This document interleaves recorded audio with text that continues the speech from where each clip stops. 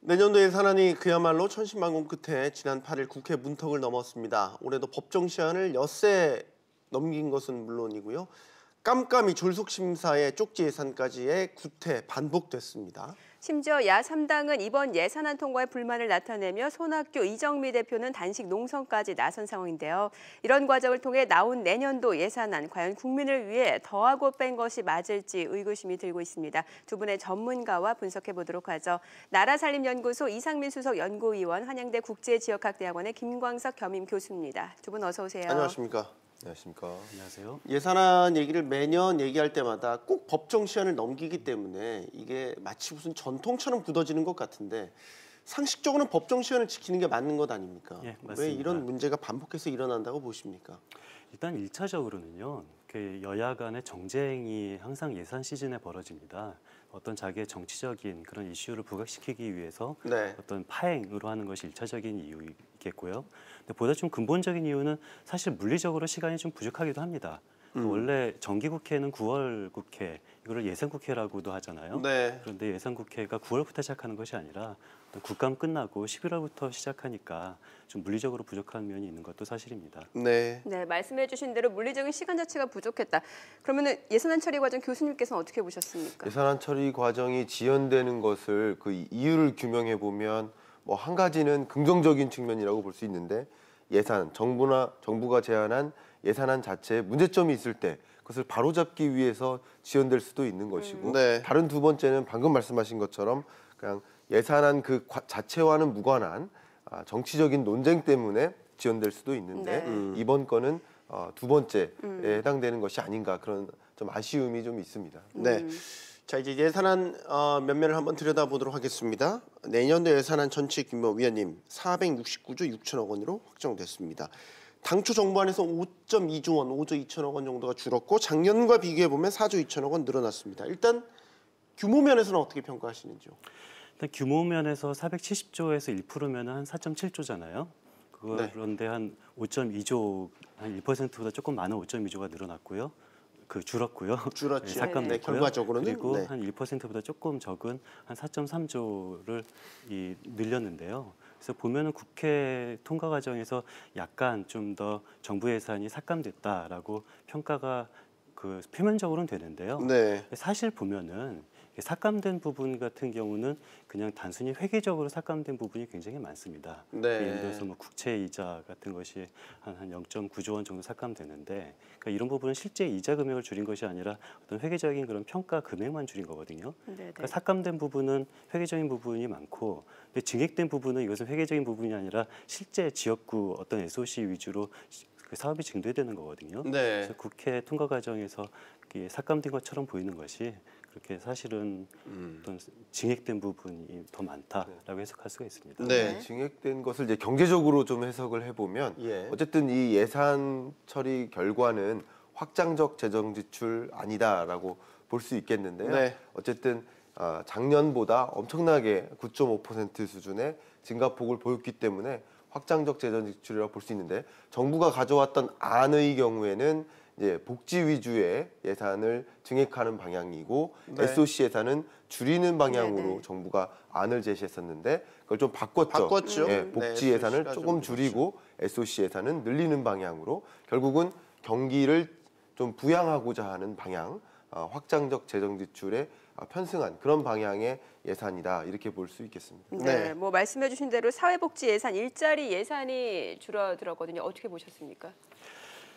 그 사회복지 예산이 통계적으로는 좀 많이 들어본 줄은 것처럼 보이긴 하는데요. 예. 이것도 사실 좀 회계적인 착오가 있습니다. 그러니까 예를 들어서 가장 크게 사회복지 예산이 줄어든 부분이 공무원 연금급여랑 국민연금급여가 줄은 거거든요. 네. 근데 사실 공무원연금급여나 국민연금급여가 이게 법적으로 정해진 그 부분이기 때문에 어떤 뭐 예결위에서 예산으로 줄일 수 있는 것은 아니고요. 근데 예결위에서 국민연금급여랑 공무원연금급여를 줄였다는 것은 어떤 예측치를 줄인 거에 불과합니다. 그래서 이런 식으로 회계적인 예측치를 줄인 부분이 어떤 사회복지 예산을 크게 삭감된 것처럼 보이는 부분도 있고요. 그리고 실제로 사회복지 예산을 삭감한 부분도 있죠.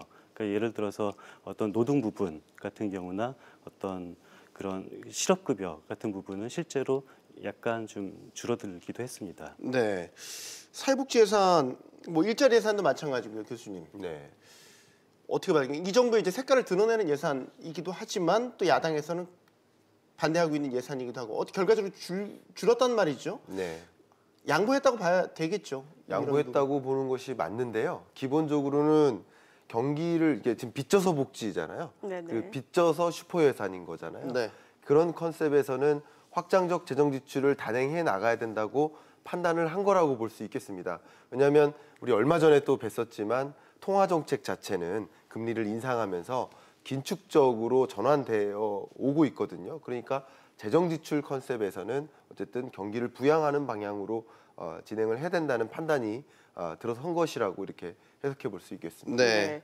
이제 SOC 예산의 증가가 굉장히 눈에 띄는 부분입니다. 네. 사실 문재인 정부는 이제 강조했던 그 SOC 사업으로 경기 부양을 안 하겠다라는 기조가 있었는데 이 기조가 좀 변화가 되고 있다라고 보면 되는 겁니까? 뭐 변화가 된 거죠. 예. SOC가 이번에 좀 많이 늘어났는데요. 네. 예, 그런데 이게 사실 이게 그러니까 올해 그러니까 17년 대비 18년에 SOC가 이렇게 많이 줄어든 것처럼 보이죠. 근데 그에 비해서 19년도 SOC가 좀 일부 좀 늘어난 것은 사실이긴 합니다. 그런데 이것이 약간 조금 과장된 부분이 그러니까 18년도 SOC가 많이 줄어든 것이 어떤 과거에 있었던 SOC 불용액이나 SOC 이월액을 줄인 부분이 많이 있거든요. 그래서 그런 부분을 좀 더 18년도에는 정비한 거고 그리고 나서 19년도에는 다소 SOC가 늘었다라고 평가할 수가 있습니다. 네. 자, 그러면 이렇게 질문을 좀 드려봐야겠네요. 한 분씩 말씀을 해주셔야 되겠네요. 그럼 두 분 이번 예산안 보시면서 좀 늘고 준 부분이 다 있지 않습니까? 좀 눈에 띄게 이 부분을 좀 짚어봐야 되겠다. 이 부분이 눈에 띄었다라고 보시는 예산 항목 어떤 것들이 있으신가 한 분씩 말씀 부탁드립니다. 저는 제일 눈에 띄었던 거는 산업 중소 에너지 부문. 산업 중소 에너지 예, 부분이요? 그렇게 네. 6번째 항목이었던 것 같은데요. 네. 그 부분이 사실 증가율로 봤을 때 가장 높습니다. 네. 지금 예산의 증가 속도를 보면 9.5%라고 했는데 이 산업 중소 에너지 부분은 15%가 넘습니다. 그러니까 예산을 좀 집중적으로 이쪽에 확대 편승했다 이렇게 지금 자료가 나오고 있는데요. 네. 산업 중소 에너지 부분에서 좀 두드러지는 것들, 특히 국회에서 증액된 부분을 보면 스마트 산단 조성, 결국 스마트 공장을 보급하는 문제 이런 부분의 예산을 좀 확대 편성하겠다는 거고 네. 또 지금 신흥국들 굉장히 불안하지 않습니까? 네. 그래서 예. 중소기업들이 적극적으로 수출을 해 나갈 수 있도록 수출 대상국을 다변화하는 문제인데요. 아세안 국가 같은 이 신남방 시장 진출 기업을 더 보증을 확대하는 방향 수출 컨셉이고요. 그리고 미래 대비 투자입니다. R&D라든가 기초 연구 특히 이제 5G도 이야기가 많이 나오고 있는데요. 네. 이런 부분에 대한 기초 연구와 그 설비 인프라 보급 이런 부분에 대한 투자를 좀 집중하겠다라는 이야기인데요. 결국은 경기 부양적인 측면에서 하나의 한 단위의 예산을 투입하더라도 어디가 더 경기 부양적인가, 어디가 더 일자리 창출이 더 많은가라는 것을 고려했을 때 경기 부양적으로 예산을 재편해 나가고 있는 모습이다. 이렇게 좀 평가가 되어집니다. 네. 의원님께서 어떤 예산 항목이 늘고 준 거에 대해서 저는 또 많아가지고요. 예, 굉장히 많이 있는데요. 네. 근데 가장 큰 규모의 감액이 바로 국채 이자 금액이거든요. 국채 이자요? 예, 그러니까 0.9조를 감액했고요. 네. 그리고 나서 0.7조 원을 감액한 부분이 그 지방 교부세입니다. 네. 근데 제가 이 부분을 지적하고 싶은 이유가 어떤 국회에서 예산 삭감의 정치적 의미를 좀 지적을 하고 싶은 건데요. 그러니까 국채 이자 규모 0.9조 원을 줄였다는 얘기는 실제 이자 규모를 줄인 것이 아닙니다. 네. 그냥 국채 이자의 예측치만을 줄인 거고요.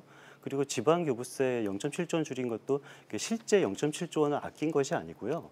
그냥 그 지방소비세 증대에 따라서 자동적으로 0.7조 원이 줄어드는 것을 그대로 회계에 반영한 것에 불과한 겁니다. 그러니까 제가 말하고 싶은 것은 국회 예산 삭감이 어떤 실제 삭감이 아니라 어떤 그냥 회계적인 삭감에 지나고 있다라는 사실을 지적을 하고 싶습니다. 어떻게 보면 눈가리가 아웅일 수 예, 그런 있다라는 측면이 말씀이시네요. 네. 알겠습니다. 그럼 앞서 말씀해 주셨던 그 산업 중소 에너지 부분 증액 부분과 관련해서 경기 부양 효과에 대해서는 실효성 어떻게 예측하십니까? 역시 한 단위 예산을 투입하는 데 따라서 복지 부분에 대한 투입 혹은 노동 부분에 대한 투입보다 이 SOC라든가 산업 부분, 중소 부분, 에너지 부분 이런 부분에 대한 한 단위 투자에 따른 경기 부양 효과는 월등히 크거든요. 고용 창출 효과도 네네. 크고요.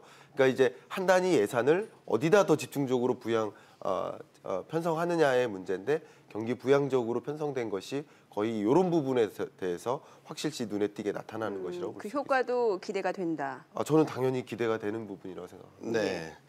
자, 그리고 매년 저희가 예산안을 다루면서 끊이지 않고 지적되는 부분이 바로 깜깜이 심사, 그다음에 쪽지 예산 이런 부분들이거든요. 올해도 뭐 어김없이 반복됐습니다. 여야 거물급 정치인, 실세 정치인이라고 불리우는 그 의원들의 지역구에 할당된 예산을 보아하니까 역시 또라는 반응이 나왔습니다.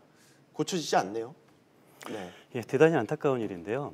그러니까 예산은 어떤 예결위 소위에서 역사가 이루어지는 것이 아니라 네. 보통 소소위로 말하는 그런 소소위도 있다고 합니다. 맞습니다. 근데 사실 소소위라는 것부터 이게 법적인 용어가 아니거든요. 그냥 밀실에서 논의되는 것을 이름을 좋게 붙여서 소소위라고 말을 하는 건데요. 근데 그 소소위에서 어떤 것이 논의되고 있는지는 사실상 아무도 알 수가 없습니다. 거기에 들어가는 사람 말고는 알 수가 없는데 제가 지속해서 그 국회에서 예산 감액이 실질적 감액이 아니다라는 얘기를 계속하는 이유가 네. 네. 바로 그 소소위에서 이루어지는 부분이거든요. 그러니까 어떤 국채이자 삭감 같은 것이 국회에서 논의되는 것이 아니라 사실상 정부가 그 부분을 어떤 삭감액을 마련을 해서 그 소소위에서 국회에 선물처럼 제공하는 것입니다. 그러니까 국회 선물처럼 제공한다는 얘기는 국회에서 할 수 있는 그 증액은 국회에서 삭감 금액을 한도 내에서 증액을 할 수가 있게 되거든요. 그러니까 정부가 어떤 소소위에서 그러니까 실질적인 감액이 아니라 회계적인 감액의 선물을 국회에 제공하게 되면은 국회에서는 그 금액 한도 내에서 증액을 할 수가 있게 되는 겁니다. 그 증액이 바로 소소위에서 어떤 소위 나눠먹기식의 예산 배정이 될 수 있는 그런 근거가 이 회계적인 삭감이 원천이 되게 되는 겁니다. 뭐 너무 이른 걸 수도 있지만 주말 사이에 도로 운전하면서 다녀보니까 벌써 그 지역구마다 자기 지역에 무슨 예산 배정됐다 이제 국회의원 이름으로 해가지고 환영, 뭐 경축 이런 식의 이제 플랜카드들이 많이 걸려 있더군요. 이게 매년 예산만 통과되고 나면 자기가 뭐 했다 이제 자랑 늘어놓기 쉽게 이제 참 안타깝기도 하고 뭔가 좀 큰 정치가 이루어지지 않은 것 같아서 속상하기도 하고 뭐 그렇습니다. 굉장히 아쉬운 마음이 크신 것 같아요. 저희 지역구가 어디였죠? 네. 자, 이제 내년도 예산안 그러면은 미리 보는 정부의 내년 경제 정책 운용 방향을 저희가 어떻게 예상해 볼 수 있을까요? 가장 큰 틀은 경기 부양이라는 경기 측면이고요. 부양. 경기 부양이라는 측면에서 가장 눈에 띄는 것은 규제 샌드박스 관련된 그 인프라 조성 이런 영역인데 결국은 규제와의 전쟁을 이미 2018년 초에 선포를 했듯이 규제 완화를 통해서 여러 기업들이 적극적으로 신산업에 진출할 수 있도록 하는 여건을 마련한다는 측면 네. 그런 부분 시청자 여러분들도 눈에 띄게 관심 있게 좀 지켜보시면 좋을 것 같고요. 또 다른 측면은 이제 취약계층 측면에서는 특히 제일 눈에 띄는 것이 소상공인 복합지원센터를 확대 보급하는 것입니다. 네. 이런 것을 통해서 지금 이야기 많이 되고 있는 자영업자 문제가 좀 더 나은 방향으로 좀 정책적으로나 아니면 지원적으로나 여러 가지 면에서 좀 지금과 같은 좀 이 자영업자 위기가 좀 해소될 수 있는 방향으로 움직일 수 있기를 좀 기대합니다. 알겠습니다. 제 예산안 가지고 이야기 나눠봤습니다. 김광석 교수, 이상민 수석연구위원이었습니다. 오늘 말씀 고맙습니다. 잘 들었습니다. 감사합니다.